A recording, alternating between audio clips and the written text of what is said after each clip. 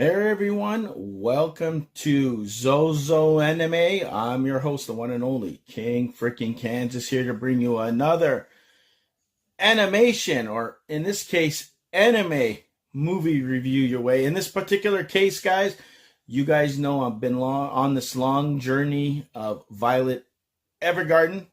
I finally watched the second movie, which I think it's the final movie.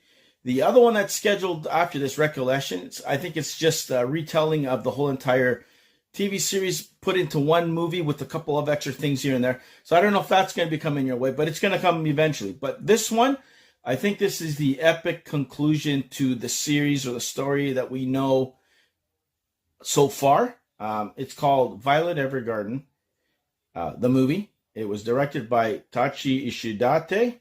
It's 2 hours and 20 minutes long. It came out in 2020. Guys, you know the story with Violet Evergarden. It's pretty much, I'll rehash it again.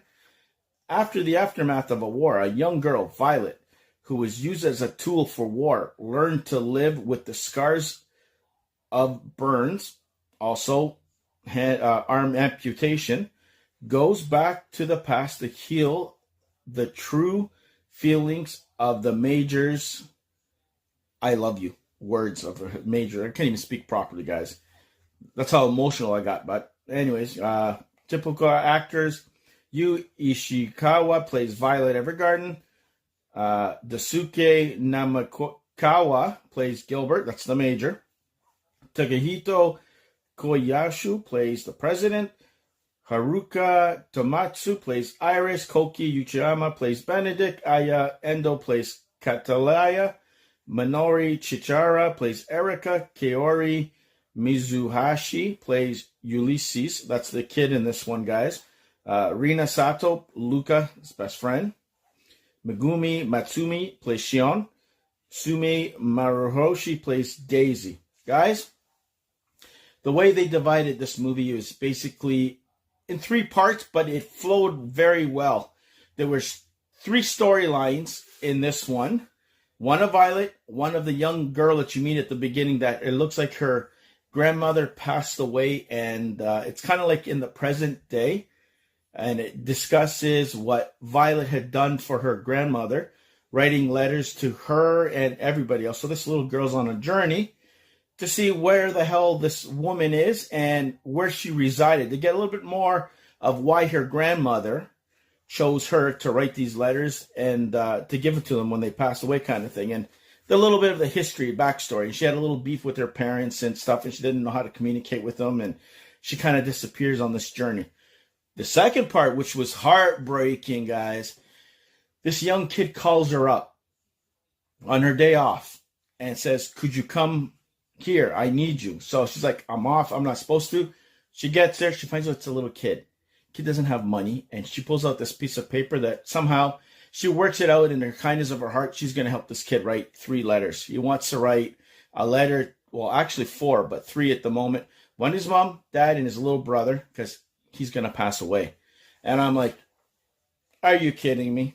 Wow. So she kind of helps him. He's very sick. This poor kid had one scare or two.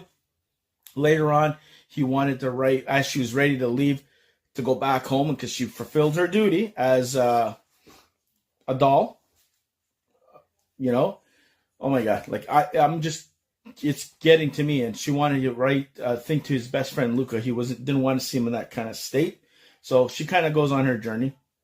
The third part, wow, I'm telling you guys, it shook the king. It was about her. You find out through the grapevine that she always had a suspicion of this Major guy. Maybe he didn't die. Maybe he's somewhere else. Well, guys, guess what? It's just that. He survived. He woke up in a hospital bed, kind of took out another name on some sort of secluded island. He kind of becoming a teacher there. He's kind of helping the villagers and all that stuff like that. So word got back somehow through this letter that they end up catching with the friends of Violet's friends where she works, the post office, finds out that, hey, there's a chance that he might be alive. So she goes with her boss. I'll say that. I want to call him General.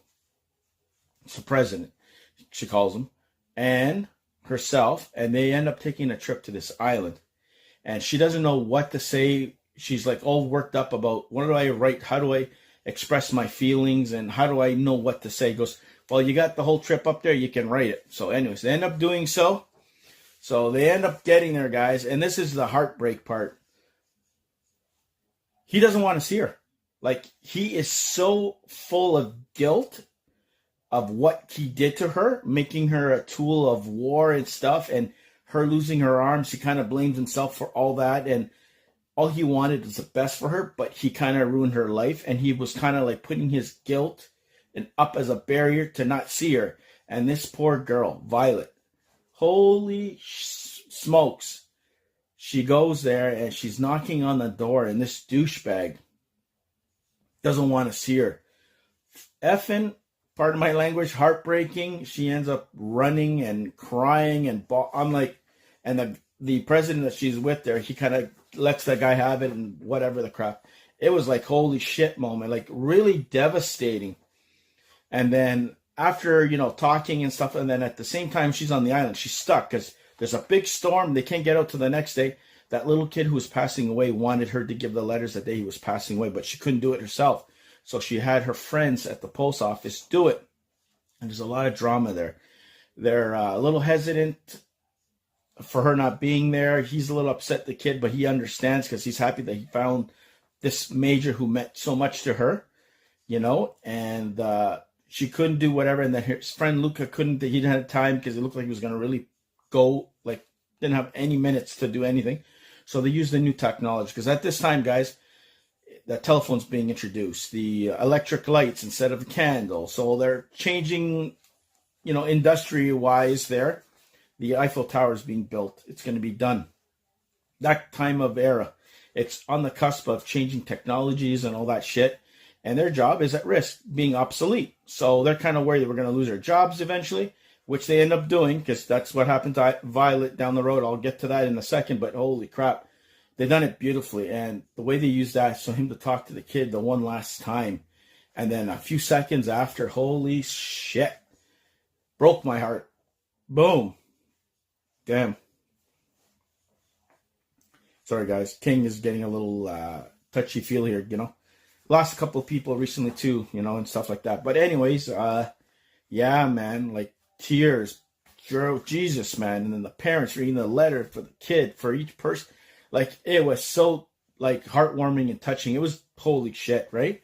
Then you go back to the island. She hears of this through their, he's received the letters and all that stuff. And then as she's getting ready to leave, goes, it's okay, I got to go back. I got a job to do. You know what? Me hearing his voice is good enough. And I'm like, are you kidding me, man? She came all this way and waited all this time to leave the island and not, actually talk to have a conversation face to face with this douchebag. Anyways, so she ends up getting ready to get on the boat. The boat's leaving the ferry. That guy's brother ends up confronting him and has a heart-to-heart talk and say, you know what? Sometimes you don't know, you hide what you really feel inside and stuff like that. He goes, by the way, she had written a letter to him, so the kid gave it to the thing, and the brother kind of sent it down this stupid line of some sort in a basket. He reads it, and holy shit. He goes sprinting down to catch her, and she hears him on the boat, and she jumps off the boat, and it's like a movie, man. Hollywood movie, guys. She jumps, and she ends up walking towards him in the water, and they actually, whatever, he says a few words, and she says a few words, and then she's quiet. She's just bawling. And same with him, and this is what I always loved you. I just, and I just wanted to do this and hold her in arms. And I'm telling you, dude, that was holy F. Like, that wrecked the king. And I've seen a lot of, movies and shit in my lifetime, guys, but this one, damn, it got you good. It was so well written. And I don't think, guys, I would have felt this way if I didn't watch the 13 episodes before it. And then, of course, the movie before this to get to where we are in this film. It hit home. It's kind of like watching the, Avengers Endgame or Infinity War and see what happens. And then you didn't see what went on before it, right? So we kind of felt a little bit more towards this because of what's going on. And holy crap, like you really it hits you on every single level. Like she even went to go see their dead mother at the cemetery every single month. And when he heard that, that kind of clicked in his head. Like, are you joking? After what I did to her, like she still feels this way. And, you know, but it was a good ending. It was like sad as hell, but it was satisfying. And I'm telling you, it's probably one of the best animes that I've seen ever in my life. You know, I'm jumping back into this.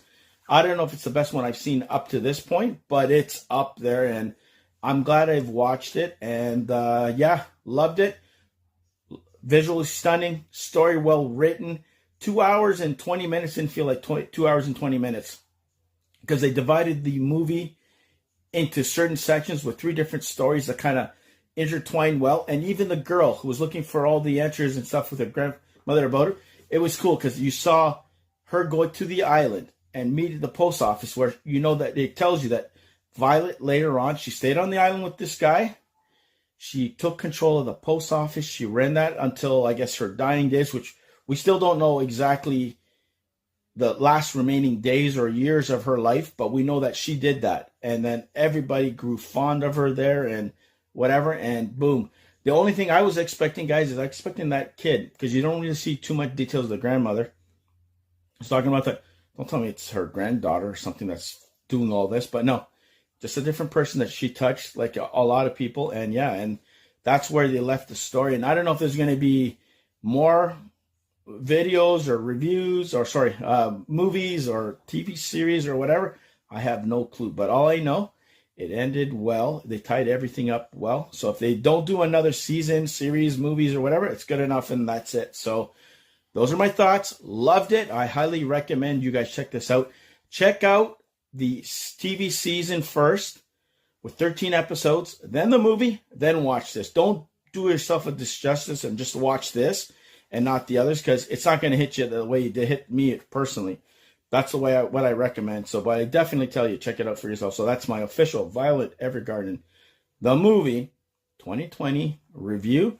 Like, share, and subscribe. Check out my other Violet Evergarden reviews on here, other anime, TV series, and films as well. More stuff coming your way next week. I can't wait to bring you more. And like I said, don't be surprised if I decide to do this Recollections movie as well. I'll drop that later today as well. But this is going to come before for sure.